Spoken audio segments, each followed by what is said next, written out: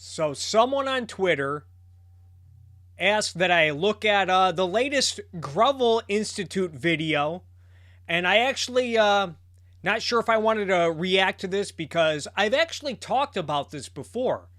Richard Wolff once, so this video features Richard Wolff, as you see. It's called "Does Capitalism Actually Reduce Poverty?" Has over 100,000 views already.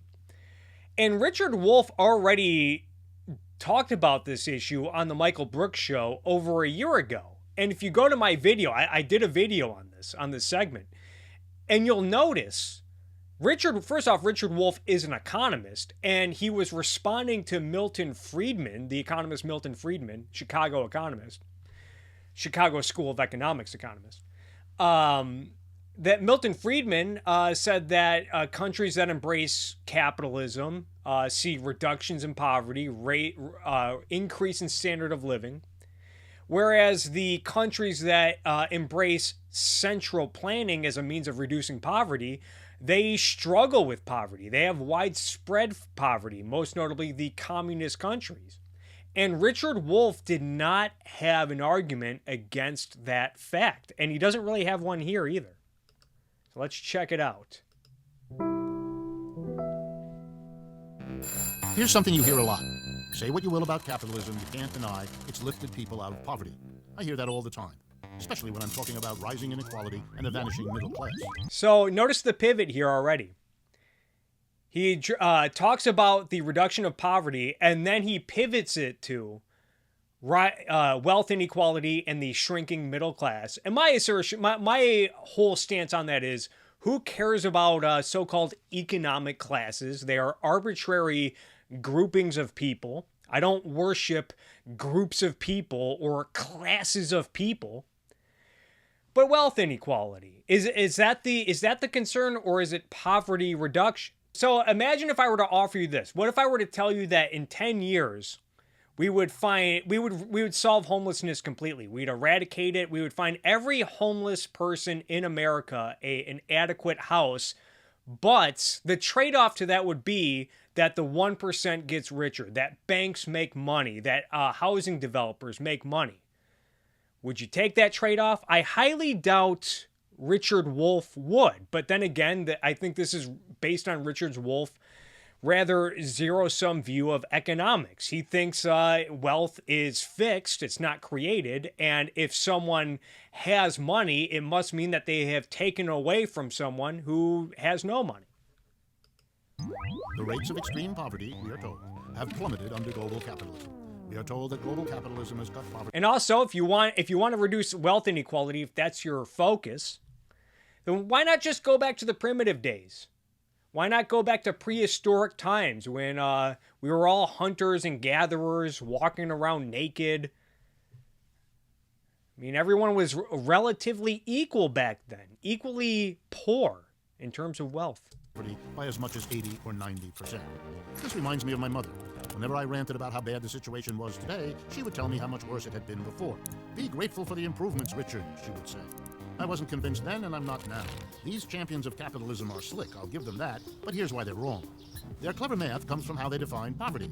According to the World Bank, anyone making under $1.90 a day is considered poor. Everyone else is okay. But that number isn't actually based on the living costs of any actual person. It's totally arbitrary. Could you live on $1.90 a day? The United Nations doesn't think so. They say everyone would need at least 4 times that, $7.40 a day, to get the absolute minimum for, quote, basic nutrition and normal human life expectancy, end quote. Using this more... So just $7. Oh, there's Karl Marx. Just in case it wasn't known that this guy is a Marxist economist. And again, this is Grovel Institute. They're focused on being the counter to PragerU, like we need one. There's no shortage of YouTubers and channels dunking on PragerU. You see a lot of atheist, skeptic, left-wing breadtube channels doing their PragerU rebuttals, oftentimes rightfully so. I've done a lot of rebuttals to PragerU myself. And my thought on that is, if your response to PragerU is Marxism, that's like trying to treat a brain tumor by cutting off your head. realistic number, the number of people in poverty has actually increased over the last 4 decades to a whopping 4.2 billion. Poverty has gone up. Now, Richard Wolff, he's making this talking point based on that whole $1.90 day talking point, and I think this is a bit of a straw man. Maybe a lot of people who do defend capitalism do use this talking point, but there's a lot more to this discussion on reducing poverty. I think there is a direct cause and effect between societies and countries that embrace capitalism, embrace societies where individuals are free and where they are encouraged to use their mind and their productive effort and their own self-interest so that they can create products, create wealth that they can trade with other individuals on the market. I think there's a direct cause and effect in that. And you saw it in the United States, especially between the Civil War and World War I, when the economy exploded. There was massive economic growth. Wages were going up while hours worked was going down.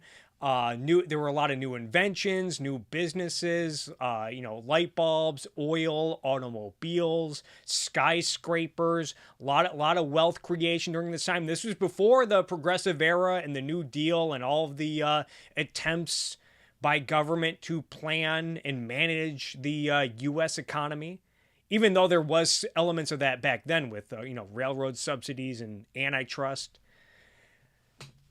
And you see it all over the world, especially during the Cold War when Germany was split up into two between East and West. The more capitalist part of Germany did a lot better, was a lot more prosperous than East Germany. Korea, when Korea was split up, South Korea has since, they embraced capitalism, mixed economy. And they're a lot richer, they're a lot more prosperous, whereas North Korea is constantly dealing with famines and food shortages. So, this isn't the only... No one really hinges this fact on this one talking point that Richard Wolff is bringing up. Down. But hey, at least a proportion of people in poverty has gone down, they might say. But what's actually the reason for that? Was it really capitalism that was our knight in shining armor? As a matter of fact, almost all of that reduction in poverty has been in one country, China, not in the countries where American-style capitalism was exported. China accomplished this with massive government, industrial spending, and social programs that it calls socialist. With a few exceptions, the rest of the world has seen... Now, the opposite is true because for decades, under Mao Zedong's rule, China tried hardest, probably tried harder than arguably every other country in the world to plan their economy with a variety of economic and social plans, which constantly led to famines and food shortages and disaster. And it wasn't until after Mao Zedong died that the Communist Party in China started moving away from communism. They started freeing up aspects of the Chinese economy. They started developing special economic zones. And as a result, investment came in, corporations came in and built these sweatshops and factories that a lot of Marxist morons like Richard Wolff cry about. And it was amazing because millions of Chinese people, when they were given the option to continue living under communism and economic planning or going to work for low wages, relatively low wages in these factories and these sweatshops, they chose the factories and the sweatshops. And since then, since the 80s, China has grown economically, and you've seen a huge reduction in poverty as a result. And now they have stock exchanges, corporations. Although it looks like they're starting to move toward authoritarianism, starting to move away from freeing up China was never near perfect, never near capitalist enough. But it was freeing up aspects of the economy that resulted in the economic growth that we've seen in China. Very little progress in reducing poverty. If you exclude China, then not only has the number of people in poverty increased, but the proportion of people in poverty hasn't fared much better, ticking down a measly 5.4% over 40. And yeah, global free trade, opening up trade has led to a lot of prosperity, but a lot of parts of the world have not embraced capitalism and free trade. There are still a lot of countries that are rather repressed, both socially and economically. years. At that rate, experts project it would take more than 200 years to come close to eliminating poverty. And that's only if there are never any recessions and the global economy manages to reach 173 times its current size. No one expects either of those things to happen. Already, the crisis caused by the coronavirus pandemic has made years' worth of poverty reduction worthless. Yeah, which started in China and got worse because the planners in the government in China was ignoring the issues with COVID and trying to cover it up from the rest of the world. And the reason why it's a disaster in the United States is because of government intervention in healthcare and medicine. All these FDA regulations that stalled vaccines from coming to market for 10 plus months. And even now that we have these vaccines, now that they've been greenlit by the FDA, you see states like California and New York that are completely screwing up the vaccine rollout. I saw the other day, I think in New York, elderly people who want a vaccine, they have to fill out a questionnaire and submit documents and all this crap. Vaccines are getting thrown away because some states and hospitals can't find eligible people because a lot of these states and governments are only allowing the vaccines to be distributed to eligible people. And if the hospitals cannot find eligible people, they just got to throw it away. Not to mention all the other crap the FDA has done this year. FDA and ATF regulations prohibited ethanol-based hand sanitizers from coming to market. Really early on, the FDA was imposing masks restrictions on how many mask companies can make. Also, the testing, they were blocking a variety of different tests from coming to market. A lot of shenanigans. But apparently it's all capitalism's fault. 100 million people have fallen right back into extreme poverty. But the problem isn't the viruses. Viruses come and go. The real problem is the system, a system that implodes every 4 to 7 years, pushing more and more people into deep poverty, and which has absolutely no protections for ordinary people when it collapses.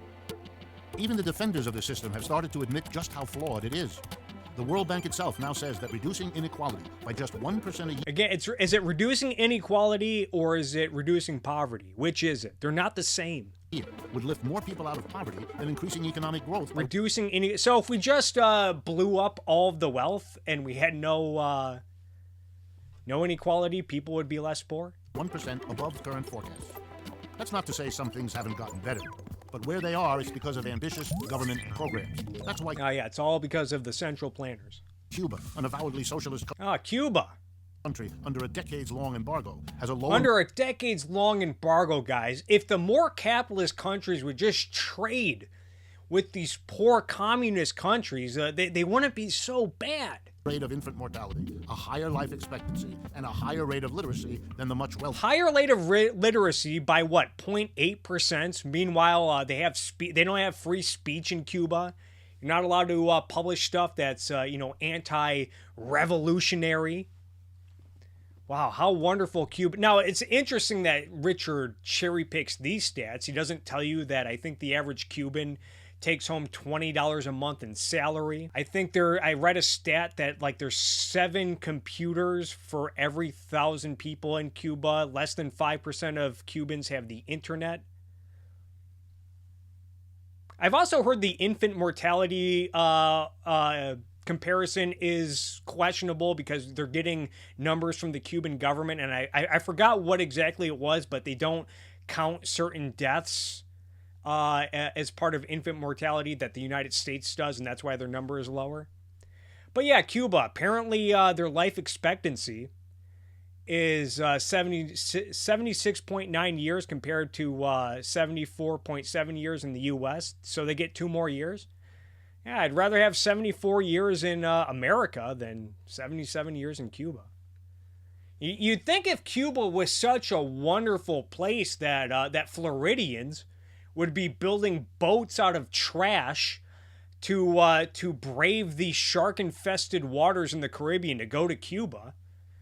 But it turns out it's the other way around. Gee, I wonder why. The United States. And that's also why the countries with the lowest poverty are places like Denmark and Finland. It's no mystery. Yeah, let's be more like Denmark, which has more billionaires per capita. which also has no estate taxes. Let's get rid of the estate tax. Let's have more billionaires per capita so that the billionaires and the rich can pass on their wealth to their kids and their families and their descendants without giving anything to the government. And while we're at it, let's also raise income taxes on people who make between $8,000 and $93,000 a year, and raise value-added taxes to 25%, because that's what happens in Denmark. You might be able to say the poorest of the poor in Denmark might be better than the poorest of the poor in America, but there's a cost to that. The people in Denmark take home less money than their American counterparts, and they have to pay more for goods and services because of their high value-added taxes. They also have to pay high oil taxes, gasoline taxes. I read that depending on which source you trust, the gasoline costs between $5 and $7 a gallon in Denmark. I've read that their energy and electricity costs are higher because of taxes.